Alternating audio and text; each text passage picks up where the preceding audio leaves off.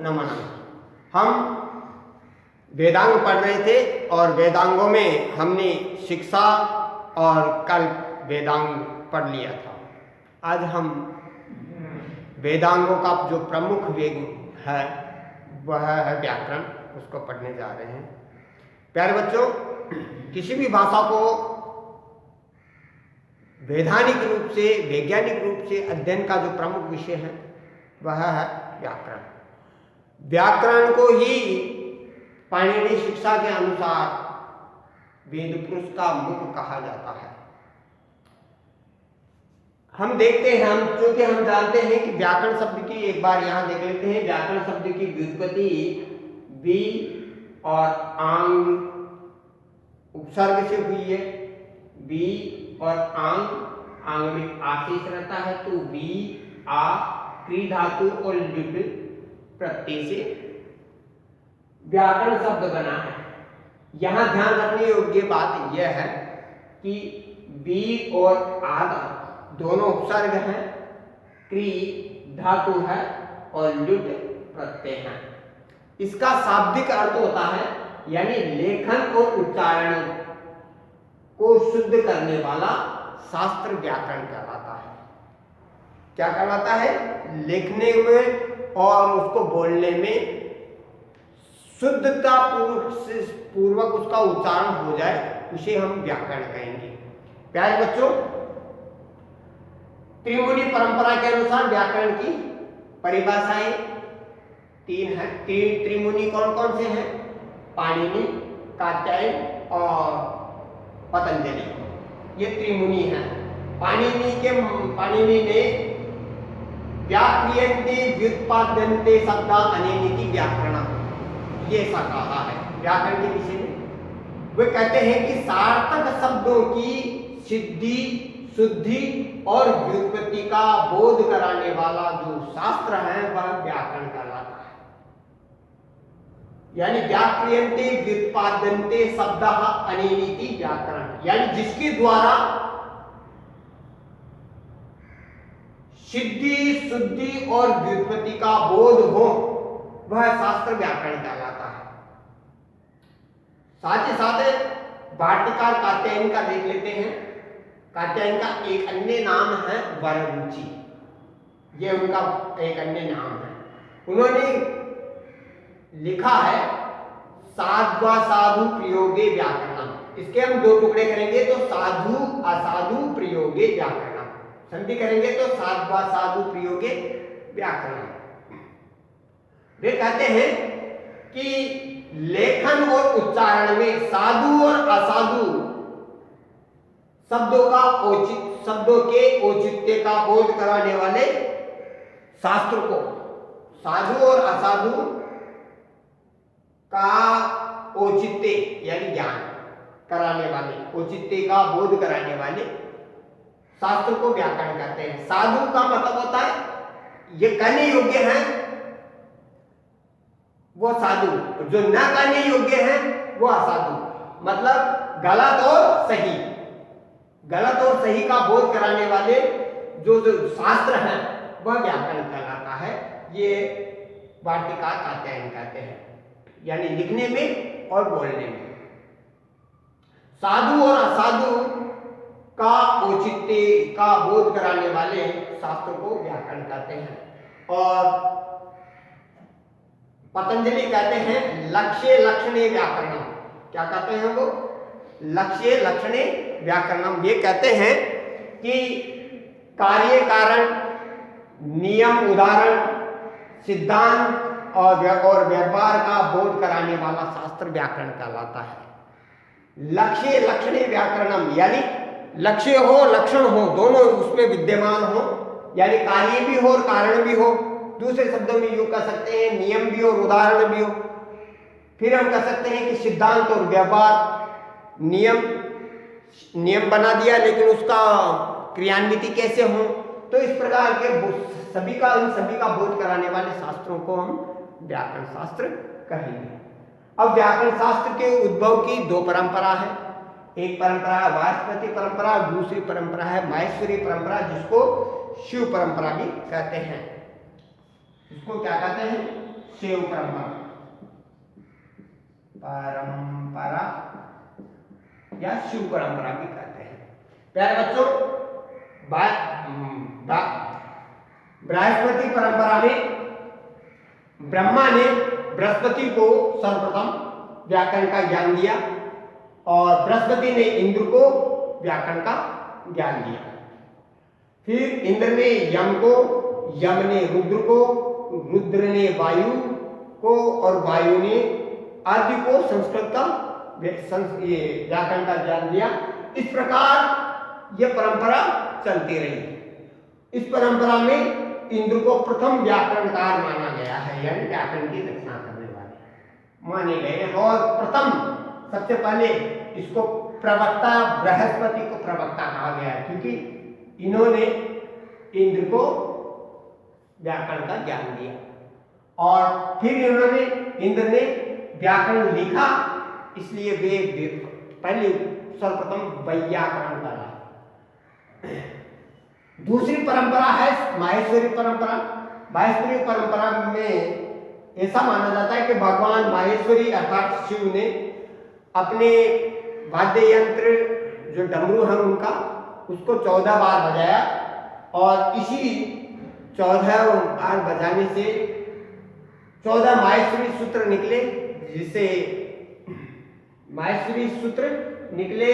इन्हीं माहेश्वरी सूत्रों के माध्यम से पाणिनि ने अष्टाध्यायी नामक व्याकरण का सर्वमान्य, तार्किक और सर्वग्राह्य ग्रंथ लिखा। अब प्यारे बच्चों, बात यह है कि जब उन्होंने अपना डमरू बजाया शिव ने, और शिव ने डमरू बजाया तो उस डमरू से पाणिनि ने ऐसे समझा कि ये जो डमरू से जो आवाज आ रही है, आई उंगा लेके एओंग एओज है वरट लन हाय वरट लन यमगणनम झबन गदर गर्दस जमगर्दस कपय ससर हल, इस तरह के 14 माहेश्वरी सूत्र निकले। इस माहेश्वरी सूत्रों को सुन करके पाणिनि ने अष्टाध्यायी नामक का एक ग्रंथ लिखा और ग्रंथ लिखा। यह ग्रंथ है व्याकरण का सर्वमान्य, तार्किक और सर्वग्राही ग्रंथ माना जाता है। अब पाणिनि व्याकरण के लिखने के औचित्य क्या है, प्रयोजन क्या है? ये व्याकरण के 5 औचित्य हैं, प्रयोजन है। रक्षा, ऊह, आगम, लघु, असंदेह है, 5 प्रमुख प्रयोजन हैं। इसमें हम देखते हैं कि रक्षा का अर्थ क्या होता है, ऊह का अर्थ क्या होता है, आगम का अर्थ क्या होता है, लघु का अर्थ क्या होता है, असंदेह का अर्थ क्या होता है। प्यारे बच्चों, हम देखते हैं कि रक्षा का अर्थ होता है अनिष्ट का निवारण। क्या होता है रक्षा का अर्थ? यानी अनिष्ट का निवारण, अनिष्ट का निवारण, इसका अर्थ ग्रहण करते हैं। यानी अब अनिष्ट क्या है? रक्षा हो सकती है, वेदों की भी रक्षा हो सकती है, यहाँ अनिष्ट का निवारण भी हो सकता है। रक्षा किसकी? वेदों की रक्षा, वेद रक्षा का कार्य भी हो सकता है, अनिष्ट का निवारण भी हो सकता है। और दूसरा है ऊह। ऊह का मतलब होता है असिद्ध को सिद्ध करने का काम। क्या होता है ऊह का प्रयोजन? जो सिद्ध नहीं है, असिद्ध को सिद्ध करने का कार्य।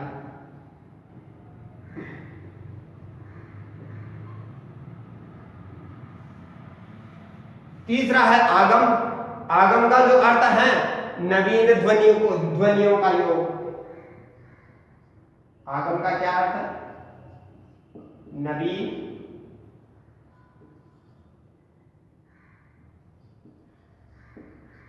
ध्वनि योग का योग। जैसे नवीन ध्वनियां होती है, तकागम होता है, कहीं चकागम होता है, तो ये नवीन ध्वनियों का आगम होता है। चित्र संधि में होता है ना, पहले पीछे आए से पाठक करो विचार, ये क्रम से चरण छह बनी छत्र संधि अनुसार। तो इस प्रकार तय का आगम होता है, आगम तुकागम संधि में। इस तरह नवीन ध्वनियां आती है बीच बीच में, तो आगम का मतलब होता है नवीन ध्वनियों का योग या आगम कहलाता है। लघु का मतलब होता है संक्षिप्तीकरण। ये जो लघु है प्रयोजन, लघु लघु का मतलब होता है संक्षिप्तीकरण।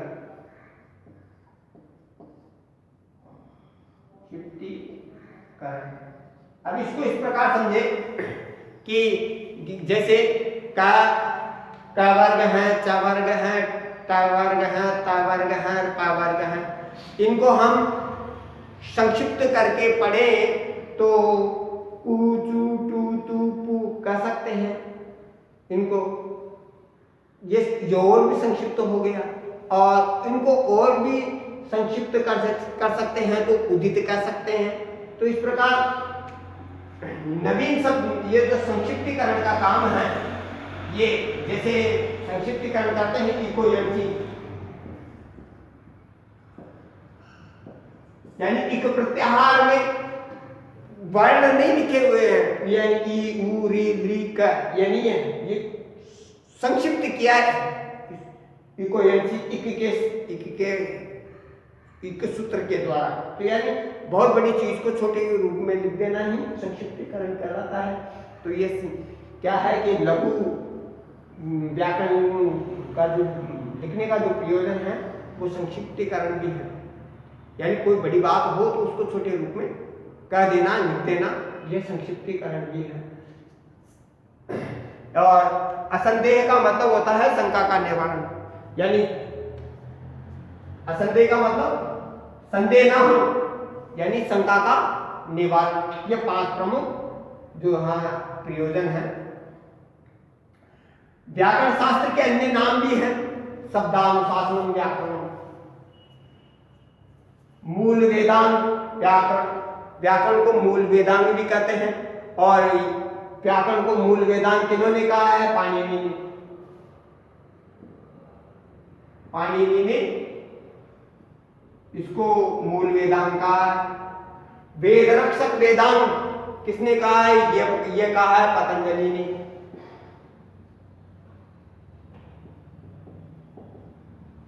पतंजलि ने व्याकरण को वेद रक्षक वेदांग कहा है। मूल वेदांग पाणिनि ने कहा है। प्यारे बच्चों, यानी वेदों का मूल जो अंग है वह क्या है? व्याकरण है। व्याकरण को मुख भी कहा है, यानी वेदों की रक्षा करने का समस्त कार्य किसका है? व्याकरण का। इसलिए व्याकरण को वेदांग तो कहते ही है, वेदांग तो हम पढ़ रहे हैं, लेकिन मूल वेदांग, वेदांगों में भी मूल कौन, मुख्य कौन? वह है व्याकरण। तो पाणिनि ने वेदांगों में व्याकरण को मूल वेदांग कहा है। इसके अलावा व्याकरण को लोक शादी का भी कहते हैं, भाषा दर्शन भी कहते हैं, भाषा शुद्धि का शास्त्र भी कहते हैं, वाणी भूषण और भाषा भूषक भी कहते हैं। प्यारे बच्चों, इसके अतिरिक्त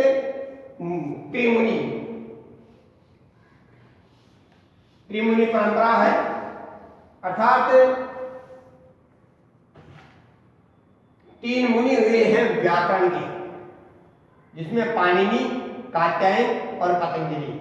पाणिनि ने जो लिखा ग्रंथ वह अष्टाध्याय है, जिसको तदुक्ति भी कहते हैं। इन तीनों को तदुक्ति ग्रंथ भी कहते हैं। पाणिनि ने अष्टाध्याय लिखा, कात्यायन ने वाटिकाएं लिखी और पतंजलि ने महाभाष्य लिखा। इन तीनों को तदुक्ति भी कहते हैं। और इनका जो समय है, पाणिनि का जो समय है, त्रिमुनि में पाणिनि का जो समय है वह 500 ईस्वी है। और जन्म इनका सलातुर में हुआ। सलातुर ये नामक गांव में हुआ। माता का नाम इनका जो है वो दाक्षी है। और इनकी जो शिक्षण है वो तक्षशिला में हुआ, तक्षशिला विश्वविद्यालय। वाटिका कात्यायन हैं, उन्होंने वाटिकाएं लिखी और इनका जो समय है वो 350 ईस्वी पूर्व रहा है। और पतंजलि हैं जिन्होंने महाभाष्य लिखा, इनका जो समय है वो